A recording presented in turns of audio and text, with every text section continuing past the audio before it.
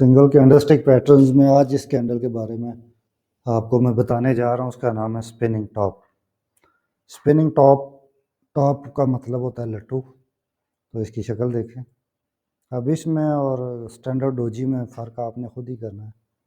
اس کی جو فیچرز ہیں وہ یہ ہے کہ باڈی اس طرح کی چھوٹی ہوگی, وک جو ہے نا دونوں طرف لمبی ہوگی. تو یہ تقریباً سیلر بائر میں جب ایک توازن آ جاتا ہے نا کہ دونوں طرف برابر کے آرڈر لگ جائے تو پھر اسپننگ ٹاپ بننا شروع ہو جاتی ہے. کوئی بھی ٹرینڈ جب اینڈ ہوتا ہے نا, چاہے باٹم میں بنے یا ٹاپ پہ بنے, تو وہاں پہ اسپننگ ٹاپ بن جاتی ہے. پھر نیکسٹ کینڈل کی کنفرمیشن کے بعد ہم ڈیسائیڈ کرتے ہیں.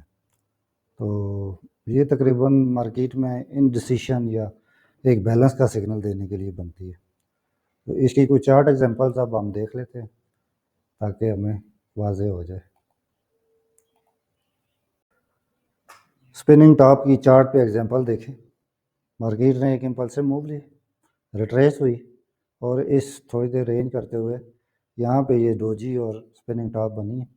تو یہ دونوں انڈیسیشن تھیں, اور مارکیٹ یہاں پہ اتنی دیر انڈیسیشن رہی ہے. تو میں نے بتایا نا کہ ہم ایک کینڈل پہ کوئی فیصلہ نہیں کر پاتے.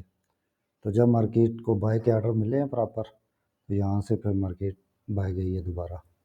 تو اس طریقے سے جب یہ آپ ایک ایک کینڈل کو پہچاننا شروع کر دیں گے, اس کا نام پتہ ہوگا, اس کا کام پتہ ہوگا, تو پھر انشاءاللہ آپ پرائس ایکشن کے ساتھ کانفیڈنس کے ساتھ مارکیٹ کی موو کو کیچ کریں گے انشاءاللہ.